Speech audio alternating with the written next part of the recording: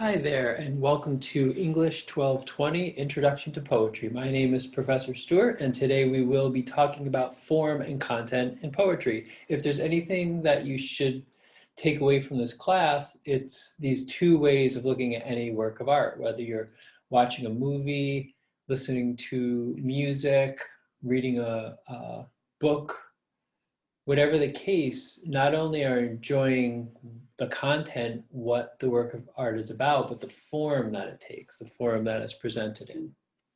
So the first thing we're going to be taking a look at here is a definition of poetry now.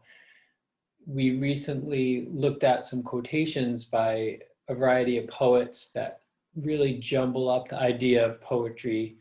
The conclusion being that there isn't really one definite definition of poetry. But if we did have to define it, the Harman and Holman Handbook of Literature is the right place to go. So they define poetry as a term applied to the many forms in which human beings have given rhythmic expression to their most intense perceptions of the world, themselves, and the relation of the two. Okay, so you can see that's nice and general. Could apply to music, it could apply to ancient poetry, oral poetry. It doesn't necessarily have to be written either. Poetry also has significance and adds to the human store of knowledge and experience, and it's an artistic expression of the human mind. If you're looking back through history, trying to get to the core of the truth, you might go to historical documents, you might go to some royal proclamations or historical records, or you might go to poetry. Oftentimes, fiction allows us to be more honest than nonfiction. So, starting again, here we're talking about the two aspects of poetry, which are form and content. First, we are going to talk about form. So form is defined by a poem's external structure, how it looks on the page, the meter, and the rhyme. External structure. Notice on the right, we have a poem about a panda bear, and it's in the shape of a panda bear. This is called a concrete poem. But most likely our poems won't be concrete poems. So we may see something that looks more like on the left, you may recognize the older form of English here in a Shakespearean sonnet. So this is Shakespeare's sonnet number 18, keeping in mind that as odd as some of the words look, for example, the V's are U's, the S's look like F's. This is modern English. Modern English began in 1500, and Shakespeare was writing at the end of the 1500s.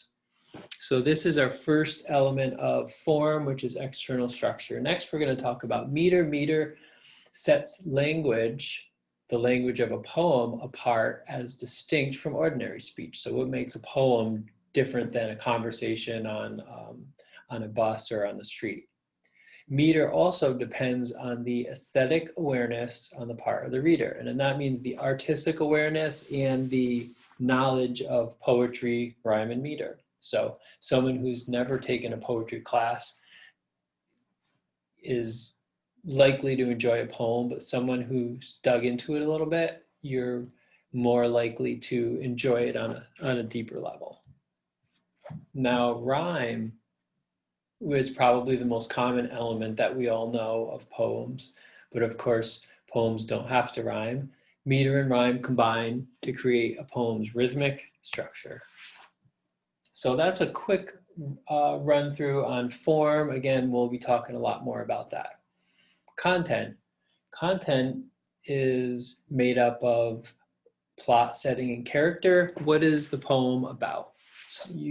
Oftentimes poems aren't really about anything concrete. Could be an abstract or a lyric poem, a free form poem, but there are cases where a poem does tell a story, and if it does, you don't want to miss the basics of a poem and get too too bogged down in the symbols and all that. So the plot, I'm sure most of you know, the plot is what happens in the poem.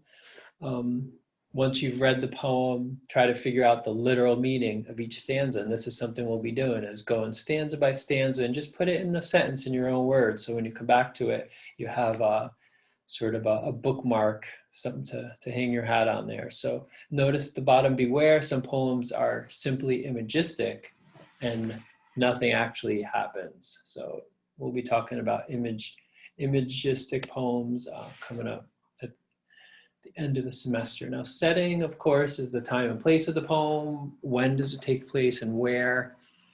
And the same warning applies. Character, who are the characters? Now, keeping in mind that there are several, let's call it, several layers to every poem. For example, we have the outer layer, which is the poet, right? But then the poet develops a speaker who is really speaking the poem, which can be the poet, but it doesn't have to be. Oftentimes the speaker in confessional poetry is literally the same as the poet, but many times a speaker is someone other than. Think about the unreliable narrator in an Edgar Allan Poe poem.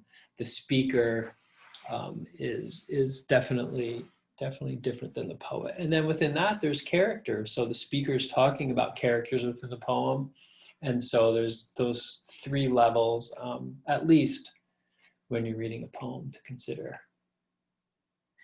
And so that is our quick overview of form and content in poetry. In each of your responses, when we get to our response papers and the final project, everything we do, we always want to shine a light, not just on what the poem's about, what are the themes, what happens, but also what form does it take? Is the poet trying to match form and content? For example, you might have a poem about 3 people and 3 stanzas make up that poem, and so that would make sense. In that case, the form and content match, but also many times poets like to contrast that as well. So I appreciate your time. Thank you for listening.